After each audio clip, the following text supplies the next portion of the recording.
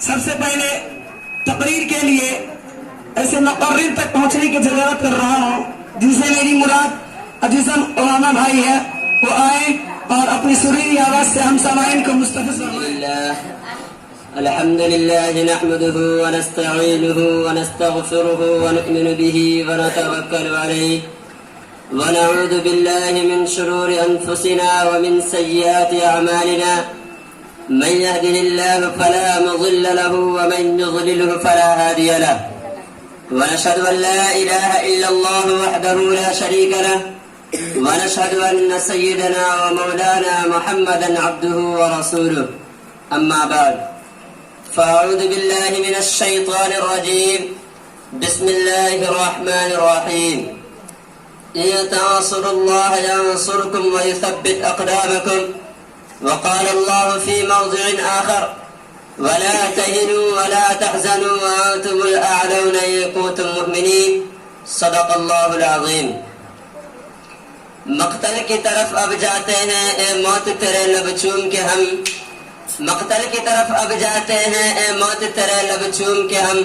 لے جام شہادت پیتے ہیں ساقی کی ادا پہ جھوم کے ہم شمع یقین کے پروانے شعلوں سے محبت کرتے ہیں،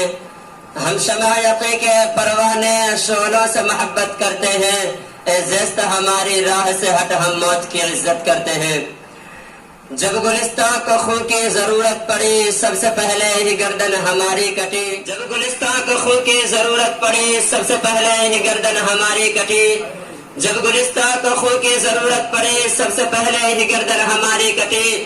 اب کہتے ہیں ہم سے یہ اہل چمن، یہ چمن ہے ہمارا تمہارا نہیں۔ معزز سامعین کرام اور عزیز ساتھیوں، آج میں آپ حضرات کے سامنے ہندوستان کے مسلمانوں پر ہونے والی سیاسی ظلم و ستم اور دینی کے بغیر سماعت فرمائیں گے۔ دوستو، وہ ہندوستان جس کی حریت کے باغ کو مسلمانوں نے اپنے خون جگر سے سینچا تھا، وہ ہندوستان جس کی آزادی کی خاطر بحرین آشنا ساحل میں کود پڑے تھے اور موجوں سے کھیلتے ہوئے منجھار تک جا پہنچے تھے، بے پناہ قربانیوں کے ذریعے ان کو پروان چڑھایا تھا، لیکن آج اسی ہندوستان میں مسلمانوں کی طرح طرح کی اذیتیں اور تکلیفیں پہنچائی جا رہی ہے۔ مسلمانوں کے قلوب سے دین اسلام کو ختم کرنے کی ناپاک اور گھناؤنی سازشیں کی جا رہی ہے۔ اس میں شک و شبہ نہیں کہ حق و باطل کا تصادم روز ازلی سے جاری ہے۔ ظالم و جابر، طاقتور و کمزوروں کی کہانیاں بہت قدیم ہے، بہت قدیم ہے۔ خرمن انسانیت پر کئی بار بجلیاں گری ہے، باغ آدم میں کئی آندھیاں آئی ہے، اور وحشت و بربریت نے بارہا انسانیت کا منہ نوچا ہے اور حیوانیت کا ننگا ناچ کیا ہے۔ اس میں شک و شبہ نہیں کہ ہم پر مصائب کے پہاڑ ٹوٹ رہے ہیں، ہم مظلوم بے قصور کو فرقہ پرستوں نے ظلم و ستم کا نشانہ بنایا ہے اور ہماری ماں بہنوں کی عزت آبرو لوٹی جا رہی ہے۔ عزیزان گرامی، یوں تو ہندوستان میں کسی بھی دور میں مسلمانوں کا حامی کوئی نہیں تھا، لیکن جب سے یہ فرقہ پرست ہندوستان میں جنم لیا اس وقت سے مسلمانوں کی رہی صحیح چین اور سکون چھن گیا، کیونکہ ان فرقہ پرستوں نے ہمارا وقت مذہب اسلام کو ختم کرنے کے لیے نہ جانے کیسی کیسی رچنا رچی۔ غور تو کریں، کبھی وندے ماترم جیسی گندی اور ناپاک چیز کے نافذ ہونے کا حکم ہوتا ہے جس کی وجہ سے نیندیں حرام ہو گئی تھی، آج بھی بہت سے اسکولوں میں یہ گیت گائے جاتے ہیں جس میں سراسر کفر بھرا ہوا ہے۔ پڑھنے سے مسلمان خارج اسلام ہو جاتا ہے، جس گیت کو ایک بار پڑھنے سے مسلمان نہیں رہتا، آج اسی گیت کو ہندوستان کے مدارس و مکاتب میں پڑھنے کے لیے بچوں کو مجبور کیا جا رہا ہے۔ ہندوستان میں مدارس و مکاتب کو ختم کرنے کی ناپاک اور گھناؤنی سازشیں کی جا رہی ہے۔ ہندوستان کے مدارس و مکاتب کو دہشت گردی کا اڈا قرار دیا جا رہا ہے اور یہ الزام لگایا جا رہا ہے کہ جتنے بھی فسادات ہو رہے ہیں ان کے پیشوا لیڈر یہ ملا ہے، اس لیے سب سے پہلے انہیں ختم کیا جائے، اور اس کی آسان صورت یہ نکالی گئی کہ مسلمان کسی بھی مساجد و مدارس اور مکاتب کو ختم کر دیا جائے۔ اس لیے ہماری عبادت گاہوں پر پابندی لگا دی گئی ہے، مسلمان کسی بھی مدارس و مکاتب اور مساجد کو نہیں بنا سکتے، لیکن شاید انہیں معلوم نہیں کہ جب تک مسلمانوں کی سانس چلتی رہے گی اس وقت تک دین اسلام اور مکاتب و مساجد پر کسی طرح کی آنچ نہ آنے دیں گے۔ کسی شاعر نے کیا خوب کہا، ہم تمہاری دھمکیوں سے خوف کھا سکتے نہیں، ہم تمہاری دھمکیوں سے خوف کھا سکتے نہیں، ظلم کے آگے ہم سر اپنا جھکا سکتے نہیں، اور ہے یہی تاریخ اپنی، ہے یہی اپنا فلسفہ، اور ہے یہی تاریخ اپنی، ہے یہی اپنا فلسفہ، ہم زمانے میں دبانے سے ابھرتے ہیں صدا۔ عزیزان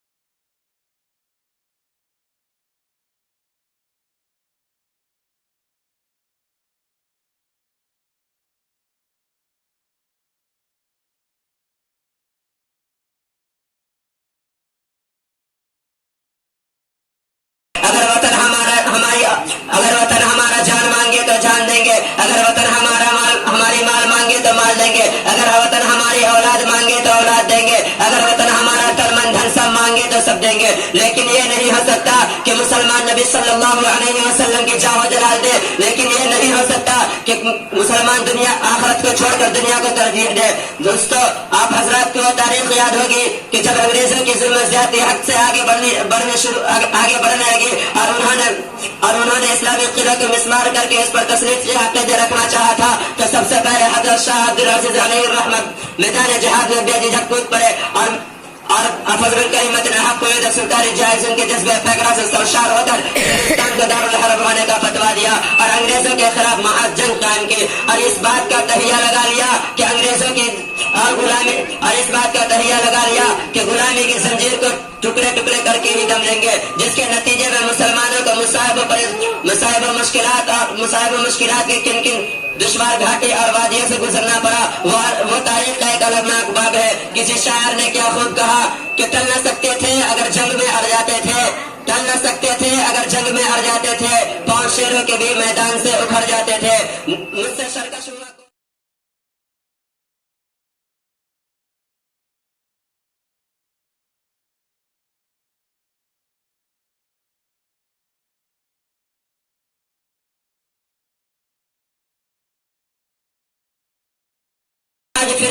لیکن آج پھر حکومت فرقہ پرست انگریزوں کی طرح ہمارے دین پر حملہ کرنا چاہتی ہے۔ یاد رکھیں اگر یہی حال رہا تو ان فرقہ پرستوں کو بھی انگریزوں کی طرح منہ کی کھانی پڑے گی اور اپنے عہدے سے سبکدوش ہونا پڑے گا۔ کسی شاعر نے کہا،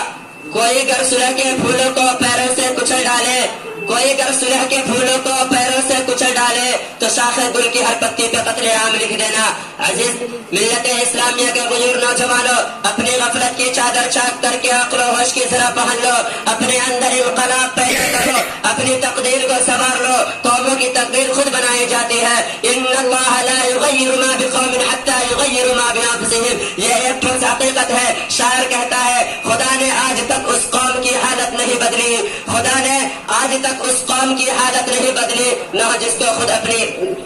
کو خیال خود اپنی حالت بدلنے کا۔ دوستو، ہم بہت کچھ کھو چکے ہیں، لیکن ہماری سب سے بڑی متاع اسلام ہمارے پاس موجود ہے۔ ہمارے قلوب میں ایمان و یقین کی مشعل روشن ہے۔ جو مسلمان اسلام پر مرنا اور جینا چاہتے ہیں، اس کے کفر، جو لوگ اسلام پہ مرنا اور جینا چاہتے ہیں، کفر کی سیلاب اس کے دل کو عشق رسول کی چنگاری نہیں بجھا سکتی۔ الحق یعلو ولا یعلا، الحق یعلو ولا یعلا، یعنی حق ہمیشہ غالباً سربلند رہتا ہے۔